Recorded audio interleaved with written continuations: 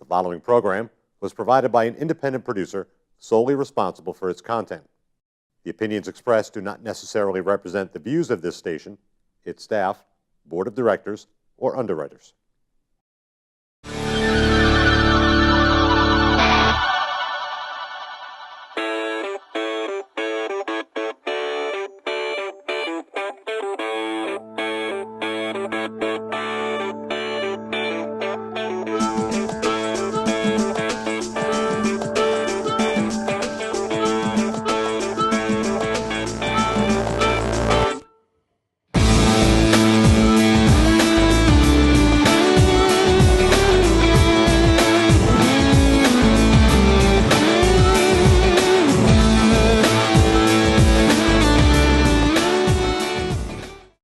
Welcome to another edition of Speaking with the Senator. I'm Senator Kevin Avard, and I represent District 12 here in New Hampshire, Wards 1, 2, and 5 in Nashua. And today we're going to be talking about the opioid epidemic. And we have a study committee up at the Capitol, and it's based on the Narcan, and we recently voted for. And I have three gentlemen here with me today, Mike, Cameron, and Tom. Yep. All right. Cameron, I should know this. You're the one I was having a hard time. Anyway, we're going to be talking about opiate addiction, the use of Narcan, and how it saves lives, and how to prevent or to talk about with your kids about the opiate crisis. So, gentlemen, welcome to the show. Thanks for having us. Mike, you're right to my right. What's your story? How did you get involved with opiates? Well, opiates came around for me around after college, around 2007.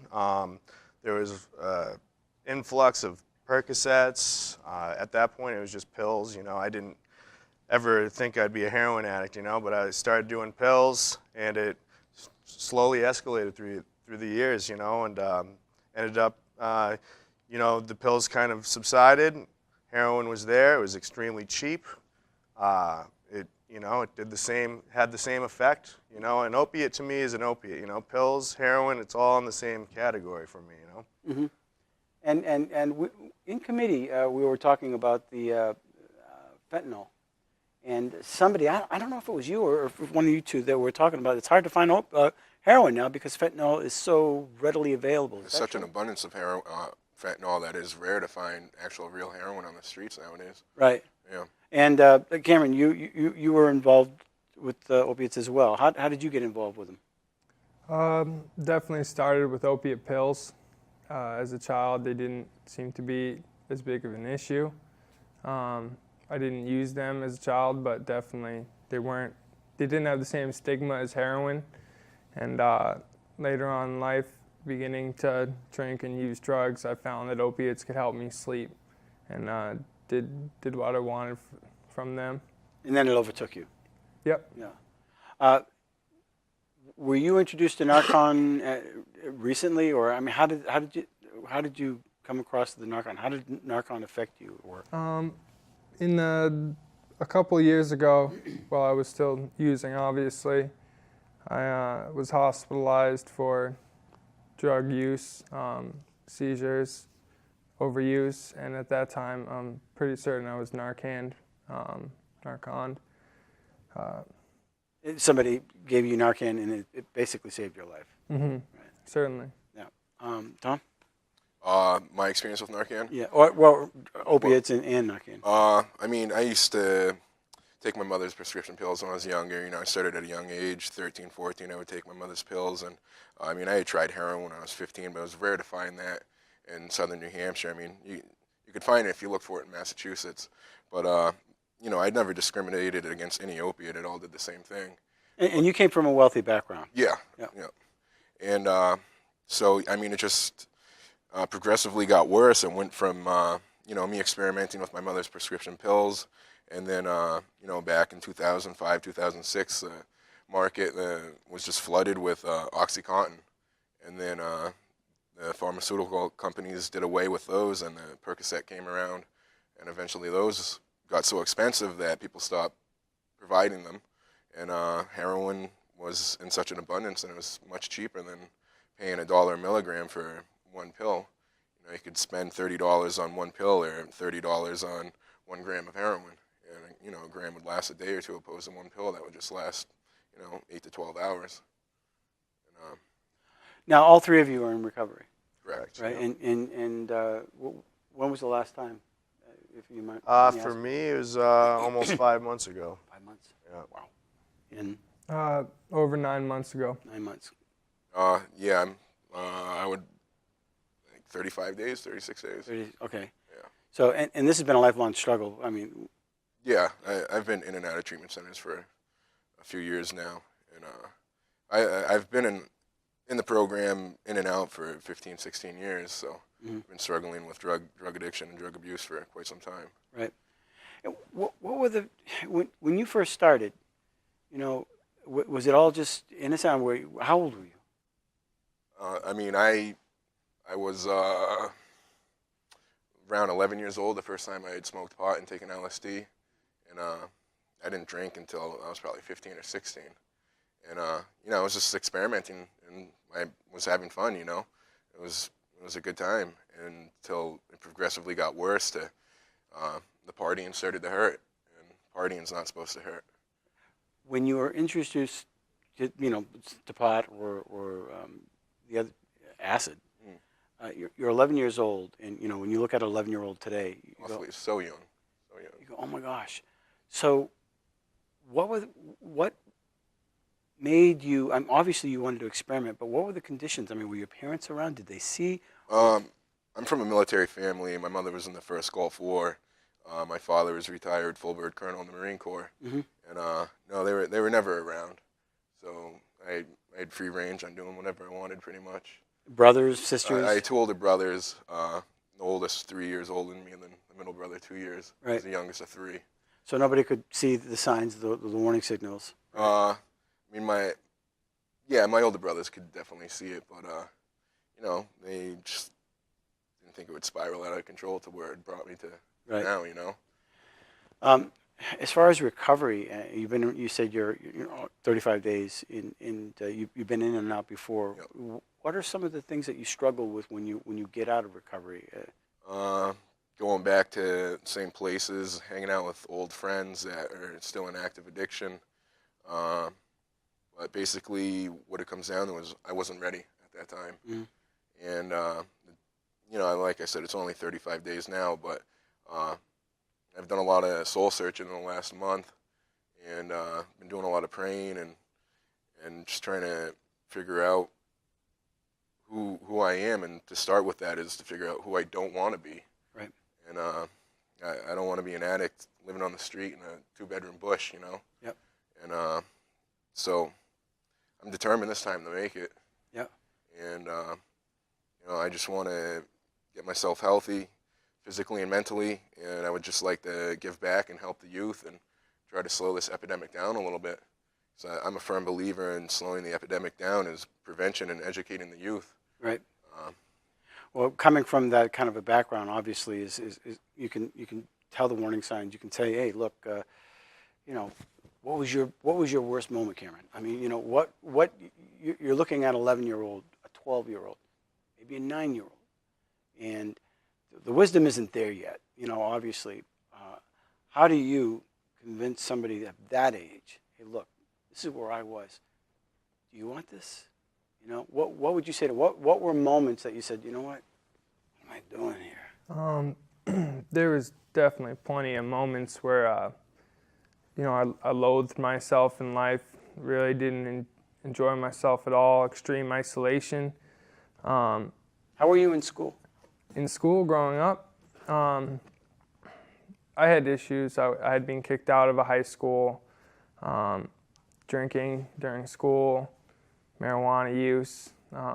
Really what I would tell children and what I think could have helped me, you know, I'm an addict either way, so what's happened happened, but I would have liked the truth about drugs and alcohol as a child. In health class, we learned that, you know, marijuana is similar narcotic to cocaine, heroin, and whatnot. And so when I used marijuana, you know, I had that similar perspective on those other drugs, and it seemed like they made it a gateway drug.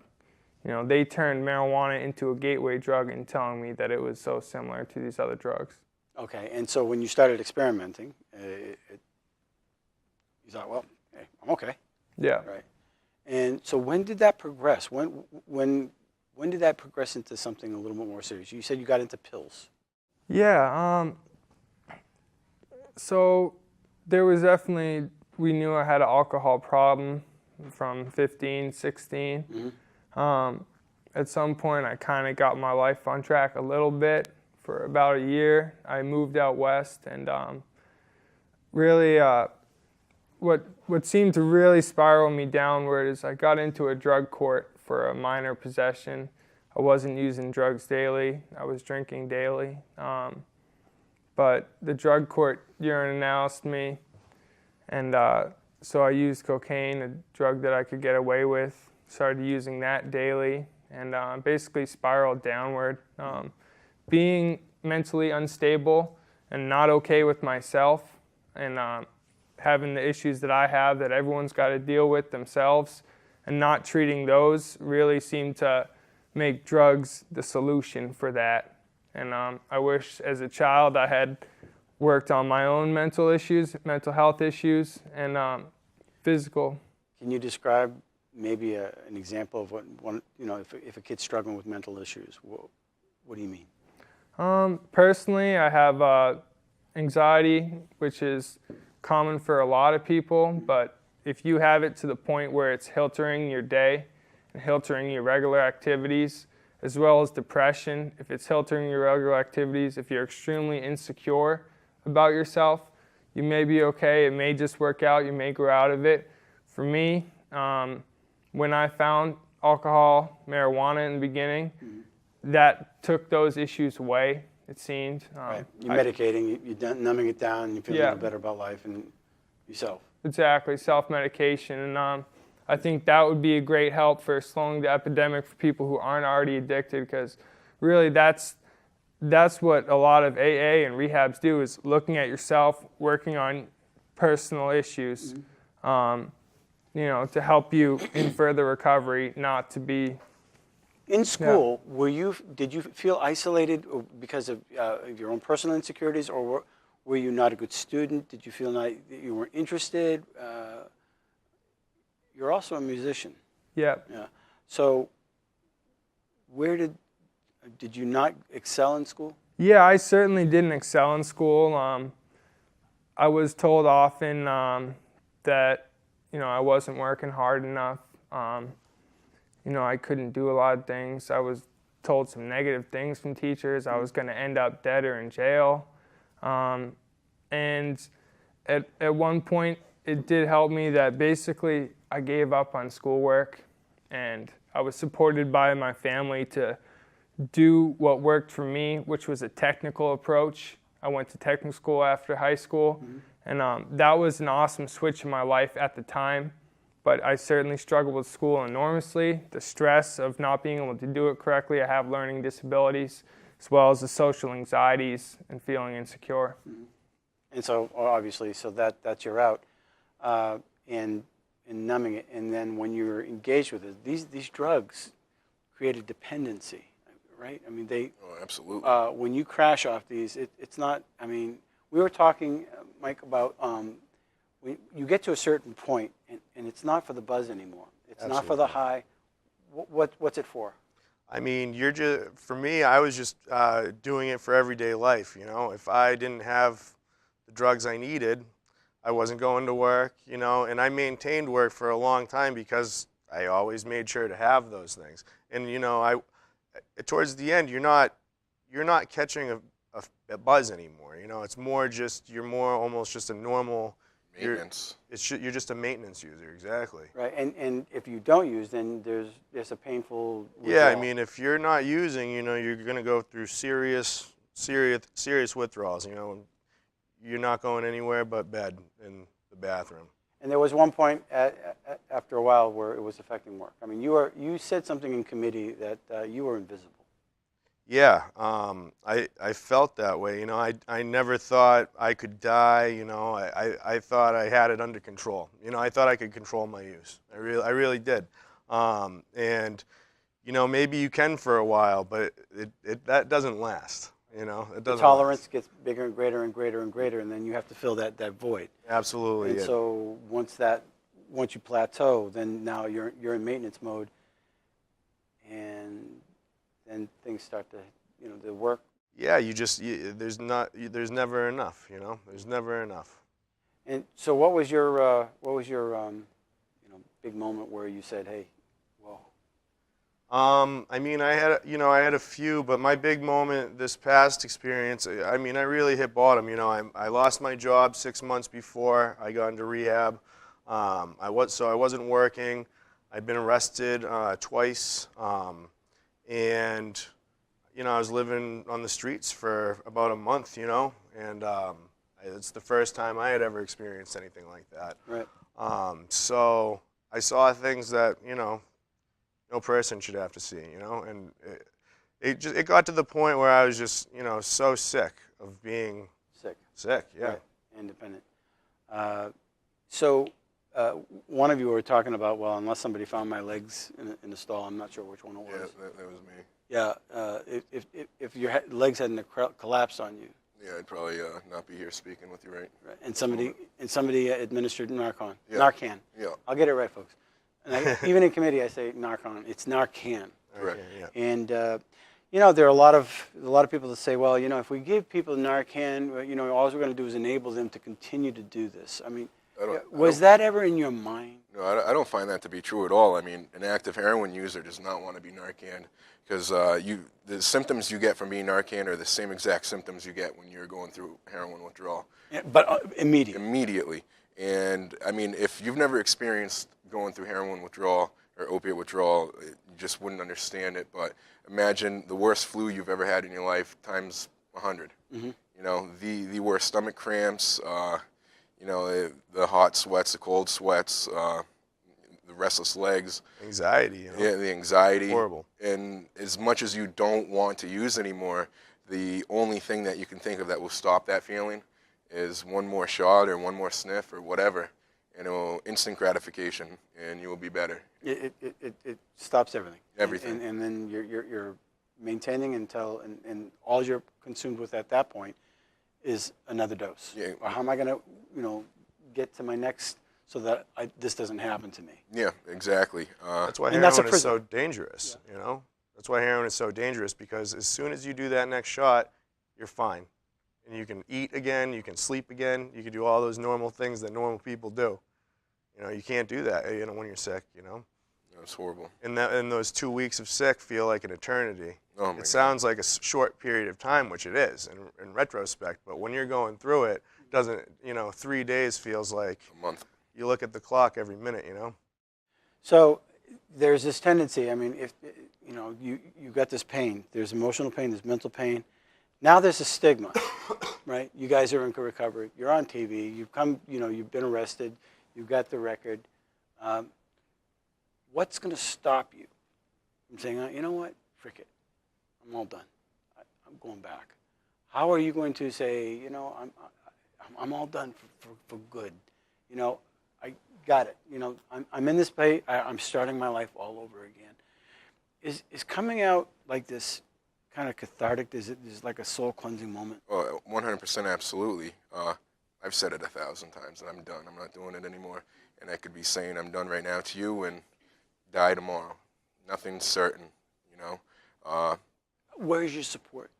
What do you got, you know, lined up to help you? And you know, you got to get work again. You got to become productive again. How are you going to get back into society?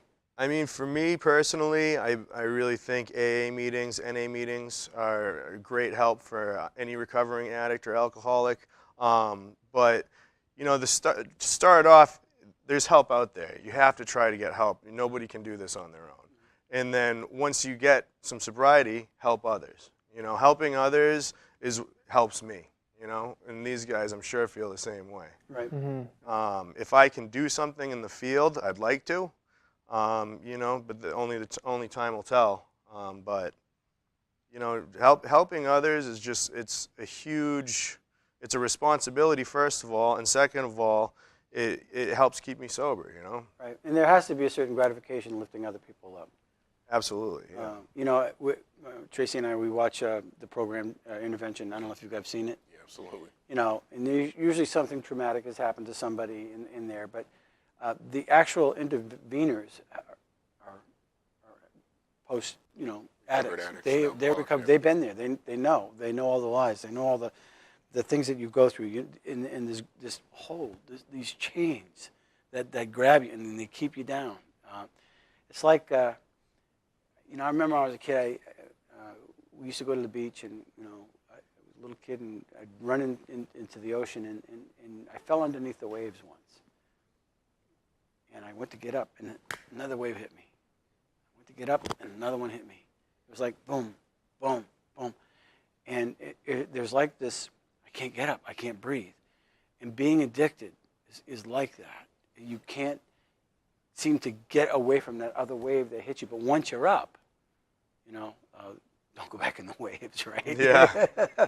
Until you're bigger and you can swim. Yeah, absolutely. I mean, go ahead. I'm sorry. No, you could. I think the whole idea of that this study, though, is we want to make sure that it's effective, that it's out there.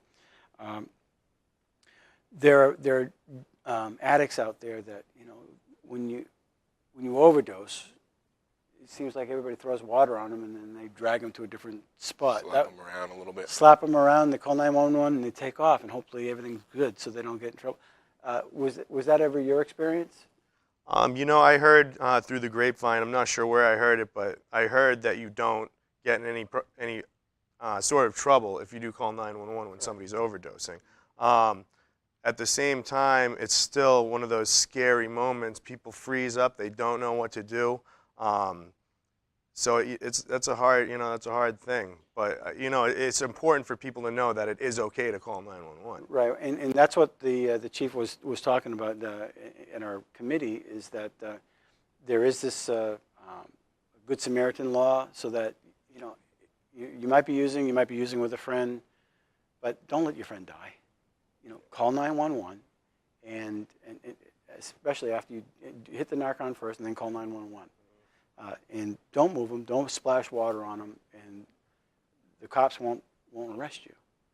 Most people don't understand that. They're just trying to save a life at this point, and that's the whole purpose for this. I know there's a lot of trust there that goes along with that, but in order to save lives, you guys were saved from it. That's important information to get out there. If you're reaching out to a 16-year-old, 18-year-old, or even a 20-year-old, if you look into the camera, Cameron, what would you say to them right now?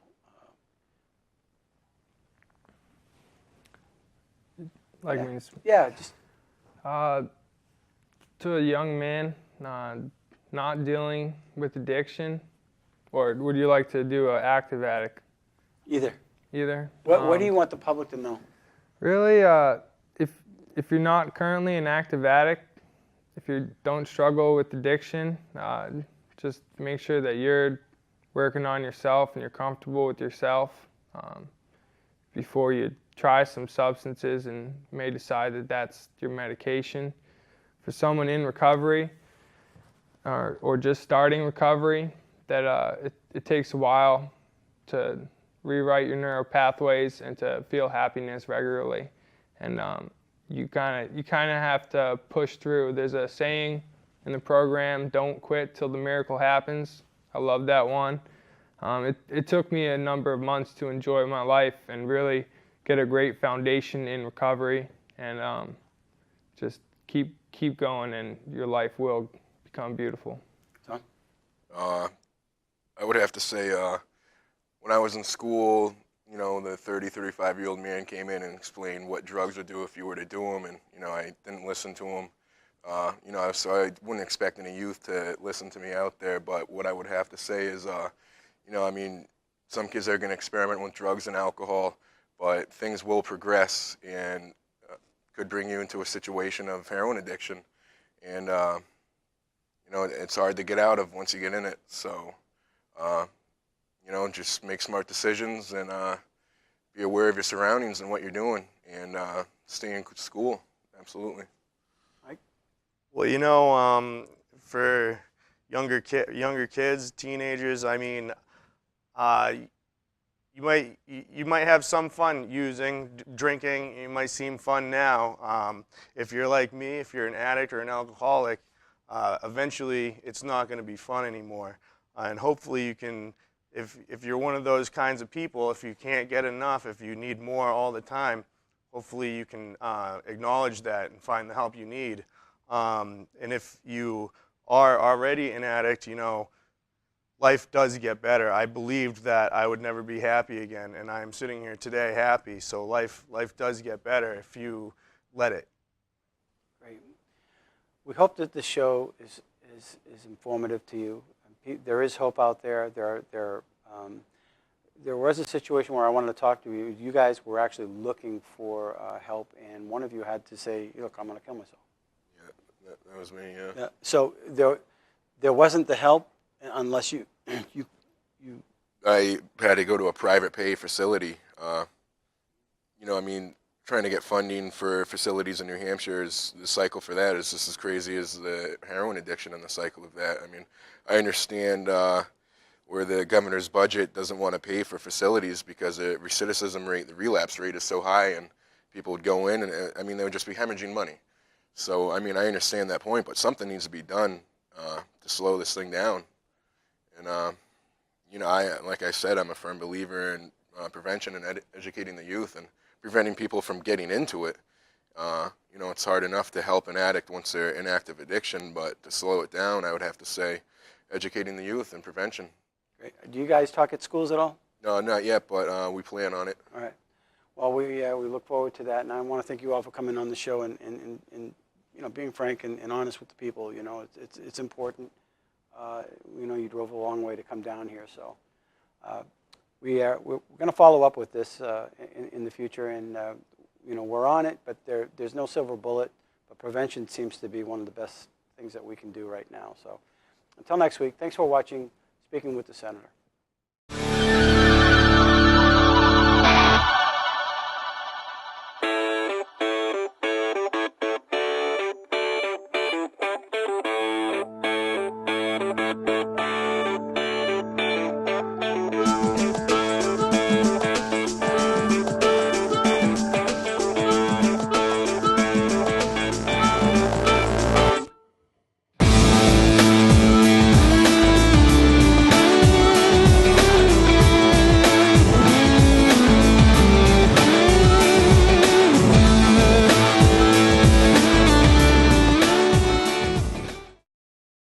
The preceding program was provided by an independent producer solely responsible for its content. The opinions expressed do not necessarily represent the views of this station, its staff, board of directors, or underwriters.